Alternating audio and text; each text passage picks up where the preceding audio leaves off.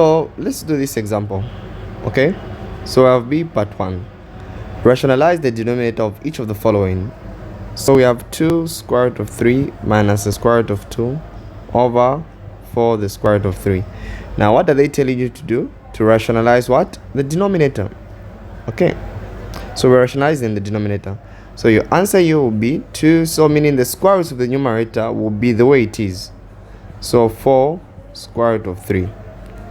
4 square root of 3. Now, how are you going to rationalize? What will be the conjugate here? If you rationalize the denominator, you need to apply the conjugate. So if you look at this, this is the same as, this is 4 square root of 3. Okay, 4 square root of 3 is the same as 0 plus 4 square root of 3. Okay, it's the same as that. So you see some lecturers, they'll write the conjugate of this as 0 minus the square root of minus 4 square root of 3, of which they will not write 0, but you see them, they will write. So now what is the instance of a conjugate? So if you notice that our conjugate for this one is this, that's our conjugate. For example, 4 square root of 3 is the same as 0 plus 4 square root of 3. Okay, so meaning the conjugate for this just means change the sign in between. It will be 0 minus 4 the square root of 3. That's a conjugate, right? Now on this other hand, notice this one has 0, here it doesn't have 0, so I'll eliminate 0 and the same as negative 4 square root of 3. So instead of writing 0 plus 4 the square root of 3, I'll just write as negative 4. I hope you get what I'm saying, right? So here, if you have noticed, they have not written this as 0 plus 4 square root of 3. They have not written that. So there is no need for your conjugate to be 0 minus 4 square root of 3. Why? Because there's no 0. Since there's no 0, meaning your conjugate will be a negative of that. Okay. Now what's the instance of the conjugate?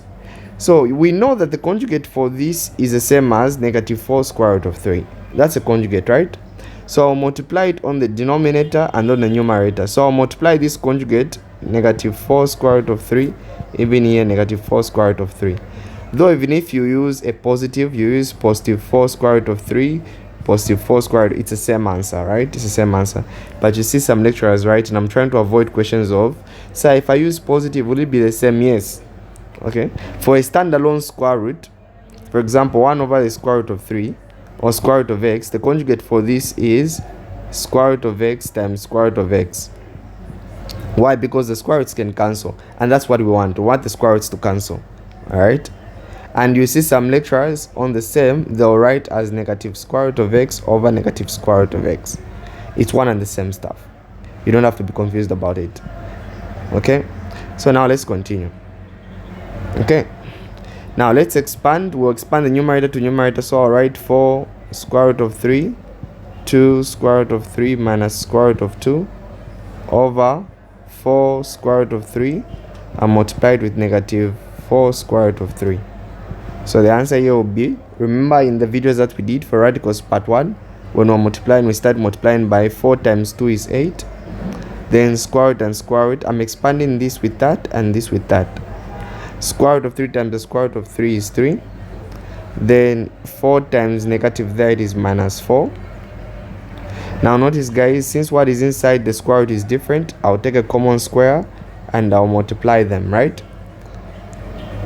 If you are confused, you can go and watch radicals part 1. Radicals part 1. Okay? In the same playlist. And then here now I'll multiply now. Okay?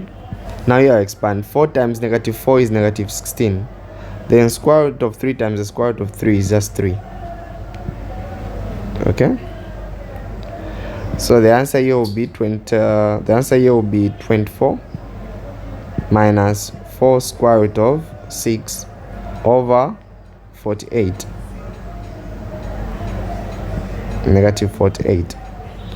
Now there's another principle. Note that if you have a plus b over c is the same as a over c plus b over c. In other words, if you have 8 plus 9 over 2, it's the same as 8 over 2 plus 9 over 2. So I'll use the same principle. Okay, so this will be the same as 24 over negative 48 minus 4 square root of 6 over negative 48. And the answer here will be 24 in here is 1, 24 in there is 2. So it will be negative 1 over 2 plus 4 in here is 1, 4 in there is 12. So it will be plus square root of 6 over 12. 1 over 12 square root of 6. That will be your answer. So notice you rationalize the denominator here. Have you noticed that here you have no square root? Whatever I've done here, I was just trying to simplify, but the question ended just here where I didn't have any square root there. But if you leave your answer here, will they mark you? No, it's wrong. You need to simplify further. That's the way it is. Okay, so that's how you go about these questions. Now let's look at part 2. I would like you to pause the video and try it out and to see if you gotten what I'm saying. So we have part 2, x over x plus the square root of y. So what are we doing here, guys? We're rationalizing the denominator. So how do you rationalize the denominator? You apply the conjugates on the denominator. So guys, what's the conjugate of x plus the square root of y? You just change the sign in between, and the conjugate will be x minus the square root of y. Okay, now what do you do with that conjugate? You multiply the numerator with the same conjugate, x minus the square root of y, and the denominator, the numerator and the denominator. So this is the numerator and that's the denominator down there, so that this divided by this is 1. You have not changed the question. Okay, you can't just multiply on the denominator only, you also have to multiply on the numerator.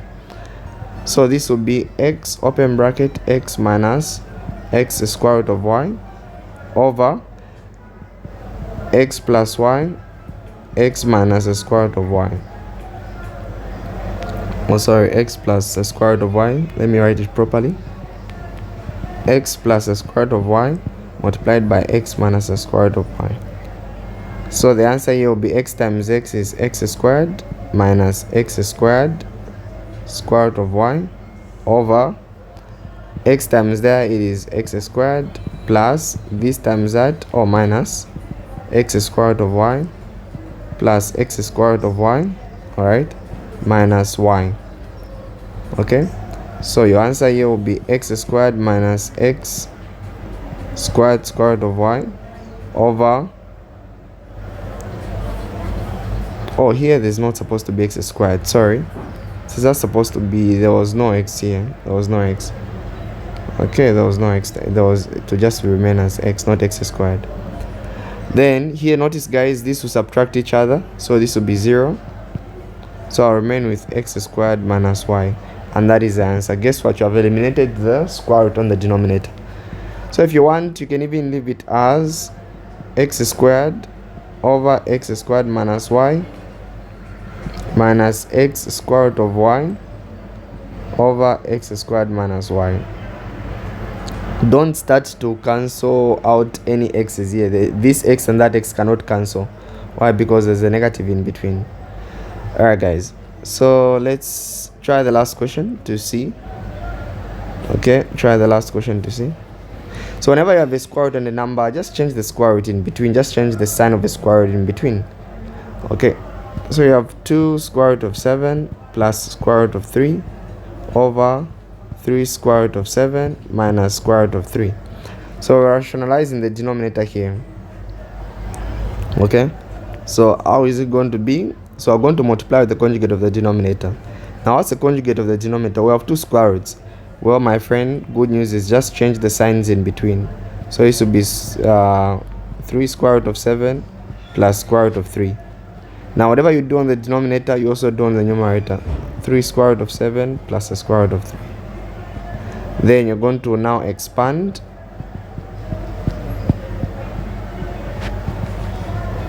Okay, you're now going to expand.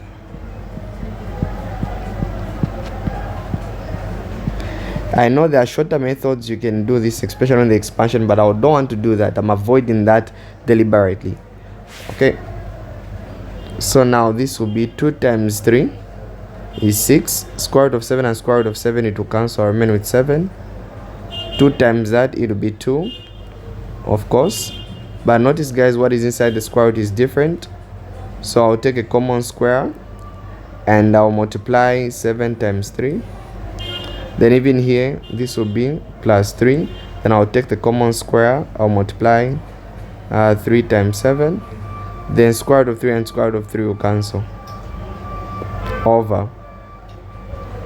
Now here 3 times 3 is 9, then the square root of 7 will cancel, then plus 3 square root of 7 times 3, then here minus 3 square root of 7 times 3, then minus 3.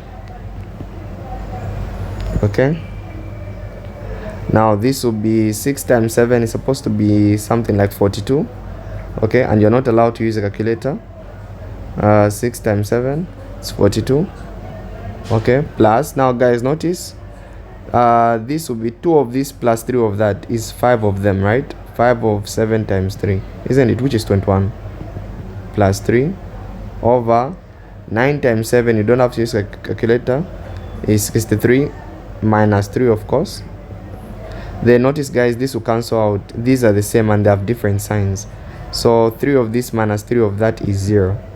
Okay, plus 0. It's okay, you can write plus 0 there. Then this will be 45 plus 5 square root of 21 over 60. Now guys, remember what I said, so it should be 45 over 60 plus 5 square root of 21 over 60, isn't it? So 15 into that is 3, then 15 into that is 4, plus 5 into this is 1, so our remaining square root of 21 over 5 into that should be 12, isn't it? That is the answer. So that's how you rationalize the denominator there. It also applies for the numerator part. So yeah, that's how you go about it. Okay.